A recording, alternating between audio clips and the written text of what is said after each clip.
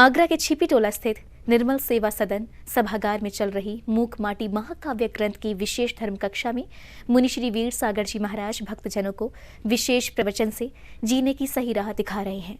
धर्म कक्षा में गुरुवर की धर्मदेशना का श्रवण करने शहर भर से भक्त निर्मल सेवा सदन पहुंच रहे हैं। जो गलती हम कर जाते हैं वह हमें जिंदगी भर चुभती रहती है और कुछ ऐसे ही अपराध हमसे हो जाते हैं जिन्हें हम प्रकट नहीं कर पाते। ये कहना है मुनि श्री वीर सागर जी महाराज का। मूक माटी महाकाव्य ग्रंथ पर निर्मल सदन सभागार में चल रही विशेष धर्म कक्षा में मुनि श्री ने भक्त के संलेखना के महत्व पर प्रकाश डाला। चाहे हमें जीवन में सुख मिले चाहे दुख मिले, दोनों ही भला है। अब आप कहोगे दुख कहाँ से भला हो गया? हाँ, देखने से दिखता है समता की आंखों से। समता की आंखों से देखेंगे तो भला ही है। दुख में कौन सा भला? कर्मों की निर्जरा होती है। जो पाप कर्म थे वो निकल जाते हैं आत्मा से। पार्श्वनाथ भगवान तपस्या कर रहे थे, कमट का जीव उपसर कर रहा था, तो दुख के क्षण थे कि नहीं? फिर भी पार्श्वनाथ भगवान की कौन सी आंखें थी? समता की आंखें थी। क्यों समता रखी उन्होंने? क्यों उसमें लाभ माना? उपसर्ग में भी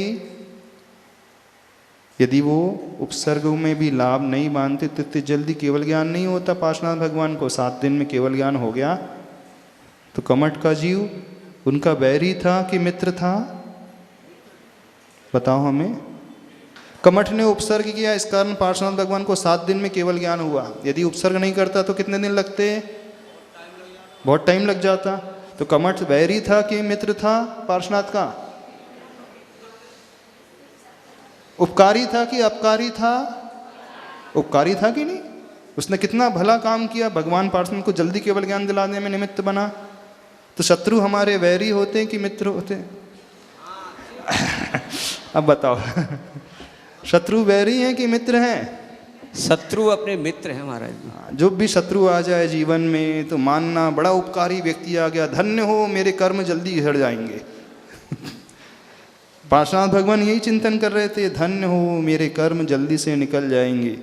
समता की आंखों से दुख भी लाभ हो जाता है। यदि ये भावना वो नहीं करते तो उन्हें इतनी जल्दी केवल ज्ञान होता ही नहीं। ये फैक्ट बात थी। तो जीवन में हमारा कोई शत्रु होता ही नहीं, समझो। जब भी हमसे विपरीत आचरण करने वाले मिले तो उसके पैर पड़ लेना, धन्य हो तुम्हारी से मेरा विकास होगा, तुमसे ही मेरा कल्याण होगा। अभी तक कहाँ थे आप? बड़े दिन बाद मिले, जल्दी मिल जाते तो और अच्छा हो जाता।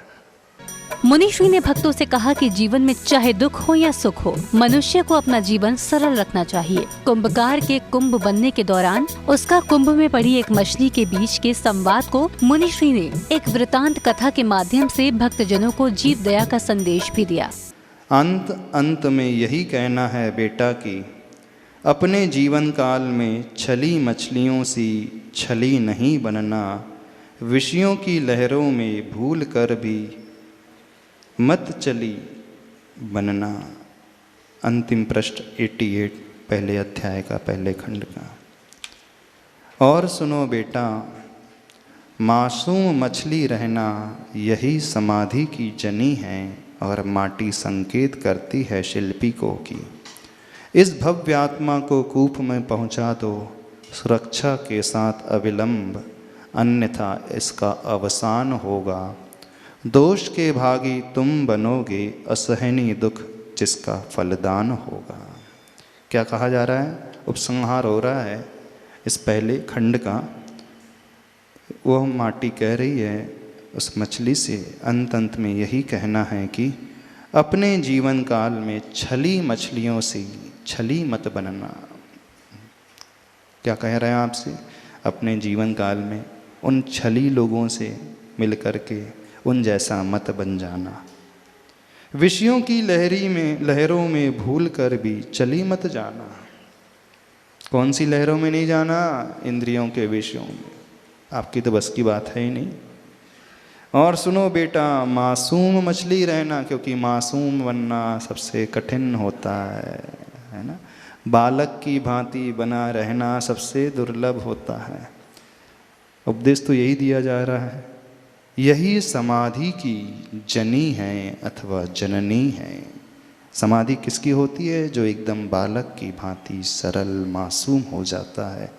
और माटी संकेत करती है शिल्पी को कि इस भव्य आत्मा को कूप में पहुंचा दो। उस मछली को जो बाल्टी में आ गई थी, उछल करके माटी के चरणों में गिरी थी, वो माटी शिल्पी से कहती है भव्य जीव है जो अपने आप को बदलने का संकल्प ले रही है, इसे पुनः उसी स्थान में पहुंचा दो सुरक्षा के साथ, अविलंब यानी बिना देर किए, अन्यथा इसका अवसान होगा। अधिक देर तक वह मिट्टी में रहेगी तो मरण को प्राप्त हो जाएगी। दोष के भागी तुम बनोगे, असहनीय दुख जिसका फलदान होगा। यदि ये हिंसा हो गई तो इसका फल बहुत असहनीय होगा भविष्य में। संत शिरोमणि आचार्य श्री 108 विद्यासागर जी महाराज द्वारा रचित मूक माटी महाकाव्य ग्रंथ पर निर्मल सदन में चल रही धर्म कक्षा में भाग लेकर अपना जीवन धन्य कर रहे भक्तों के भाव गुरुवर के प्रति देखते ही बन रहे थे। कल परम पूज्य त्रय मुनिराज श्री वीर सागर, विशाल सागर, धवल सागर जी मुनिराज का सेक्टर 7 के लिए कल यहाँ से बिहार होगा और दोपहर को सेंट्रल जेल में वे अपना प्रवचन उन कैदियों को देंगे। और उसके बाद यहाँ 17 तारीख को माता पिता के प्रति बच्चों के क्या कर्तव्य बनते हैं उसके ऊपर भी एक बहुत सुंदर कार्यक्रम यहाँ 17 तारीख को पुणे निर्मल सदन के सभागार में होगा। तो हम सभी इन सभी कार्यक्रमों में अपने आप को सम्मिलित करेंगे। जय जिनेंद्र। मूक माटी एक सुंदर ग्रंथ है, इसके बारे में सभी लोगों को बहुत अच्छे तरह पढ़ना चाहिए। महाराज जी ने बहुत अच्छे से समझाया। कुंभकार, माटी, जल, मछली छानना बहुत अच्छे से समझाया। लोगों ने जीवन में उतारने का प्रयास करेंगे और बहुत अच्छे तरह से महाराज ने समझाया। यही हम कहना चाहते हैं। जय जय। गुरुवर मुनिश्री वीर सागर जी महाराज की मूक माटी महाकाव्य ग्रंथ की विशेष धर्म कक्षा शहर भर के धर्मानुरागी बंधुओं में चर्चा का विषय बनी हुई है। 2 अक्टूबर को मुनिश्री वीर सागर जी महाराज प्रातः 6 बजे आवास विकास कॉलोनी के सेक्टर 7 के जैन मंदिर के लिए निर्मल सदन से विहार करेंगे। जिनवाड़ी चैनल के लिए छिपटोला, आगरा, उत्तर प्रदेश से ब्यूरो रिपोर्ट।